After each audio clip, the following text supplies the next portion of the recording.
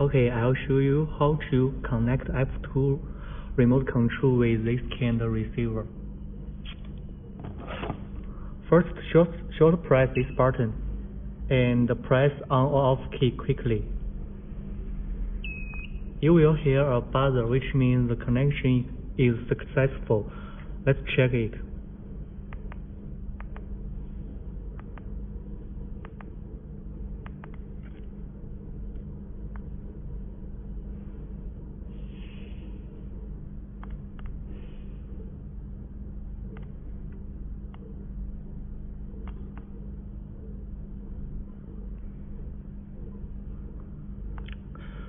Okay, if you repeat this action, you can connect this remote control with another receiver.